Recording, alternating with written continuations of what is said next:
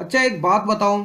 अगर मैं तुमसे कहूं कि दुनिया का फ्यूचर एक छोटे से आइलैंड पर अटका हुआ है, तो क्या आप मेरी बात मानोगे? हाँ, आप सही समझ रहे हो, मैं ताइवान की ही बात कर रहा हूँ। न्यूज़ में नाम तो आप रोज सुनते होंगे, चाइना, ताइवान, यूएसए। लेकिन असली कहानी तब समझ आती है जब हम हिस्ट्री, पावर और टेक्नोलॉजी ये सबको एक साथ समझते हैं। तो नमस्कार दोस्तों, स्वागत है आपका चैनल ऋतिक एक्सप्लेन पर। मैं हूँ ऋतिक और आज मैं आपके साथ ये सारी चीज़ें, सारे इश्यूज डिस्कस करने वाला हूँ। तो दोस्तों चलो अपना थोड़ा हिस्ट्री में चलते हैं। देखो, 1912 में चाइना में मोनार्की खत्म होती है और रिपब्लिक ऑफ चाइना बनती है। इसी गवर्नमेंट का कंटिन्यूएशन बाद में ताइवान में ही होता है। 1930s और 40s में चाइना में सिविल वॉर होती रही। एक तरफ कम्युनिस्ट पार्टी तो दूसरी तरफ नेशनलिस्ट पार्टी। 1949 में कम्युनिस्ट पार्टी जीत जाती है और मेनलैंड चाइना पर पीपल्स रिपब्लिक ऑफ चाइना बना देती है। नेशनलिस्ट गवर्नमेंट हारकर ताइवान आइलैंड चली जाती है और वहीं अपनी सरकार चला लेती है। यहीं से प्रॉब्लम शुरू होती है।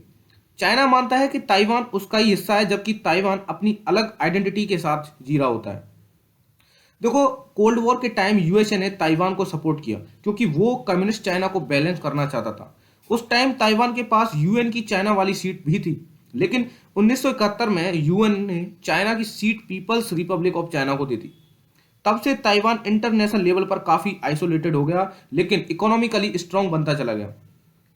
तो दोस्तों अब चलो वन चाइना पॉलिसी के बारे में समझते हैं कि ये है क्या। देखो, चाइना कहता है कि दुनिया में सिर्फ एक चाइना है और ताइवान उसका पार्ट है। इसी को वन चाइना पॉलिसी कहते हैं। ज्यादातर कंट्रीज ऑफिशियली इस पॉलिसी को मानते हैं, लेकिन ताइवान के साथ ट्रेड और अनऑफिशियल रिलेशंस भी रखते हैं। देखो, आज ताइवान एक फुली फंक्शनल डेमोक्रेसी है। वहां पर इलेक्शंस भी होते हैं, मीडिया फ्री है, इकोनॉमी स्ट्रांग है और ताइवान के पास अपनी आर्मी, करेंसी और पासपोर्ट भी है। ज्यादातर ताइवानीज लोग खुद को चाइनीज नहीं, ताइवानीज मानते हैं। अब यहां से स्टोरी और सीरियस हो जाती है कि ताइवान सिर्फ पॉलिटिकल इश्यू नहीं है, ये दुनिया का सेमीकंडक्टर हर्ट है। आज दुनिया के लगभग 60% सेमीकंडक्टर्स ताइवान में बनते हैं और जो सबसे एडवांस चिप होते हैं ना, उनमें से लगभग 90% ताइवान की कंपनी टीएसएमसी बनाती है। ये चिप्स तुम्हारे phone, laptops, cars, missile, satellites और एआई सिस्टम्स सबके लिए जरूरी है। इसलिए अगर ताइवान में वॉर होती है तो सिर्फ एशिया नहीं, पूरी ग्लोबल इकोनॉमी डिस्टर्ब हो जाएगी। इसी वजह से ताइवान हर बड़ी पावर के लिए एक्सट्रीमली इंपॉर्टेंट है। देखो, अब हम इसमें यूएस का रोल और इंटरेस्ट देखते हैं कि यूएस का क्या इंटरेस्ट है। अब सवाल आता है कि यूएसए ताइवान को इतना सपोर्ट क्यों करता है। इसका पहला रीजन है चाइना को कंट्रोल में रखना। यूएसए नहीं चाहता कि चाइना एशिया में अकेला सुपर पावर बन जाए। दूसरा और सबसे बड़ा इंपॉर्टेंट रीजन है सेमीकंडक्टर्स। टेक इंडस्ट्री ताइवान की चिप्स पर डिपेंड करती है। अगर ताइवान चाइना के कंट्रोल में चला गया तो यूएसए की टेक्नोलॉजी सप्लाई चाइना के इन्फ्लुएंस में आ सकती है। और तीसरा रीजन है क्रेडिबिलिटी। यूएसए ने ताइवान को इनडायरेक्टली प्रोटेक्शन का सिग्नल दिया हुआ है। अगर यूएसए कुछ ना करे तो जापान, साउथ कोरिया जैसे एलाइज का ट्रस्ट कम हो सकता है। इसलिए USA officially one China policy मानता है, लेकिन ताइवान को वेपन्स, ट्रेनिंग और इंटेलिजेंस सपोर्ट करता है।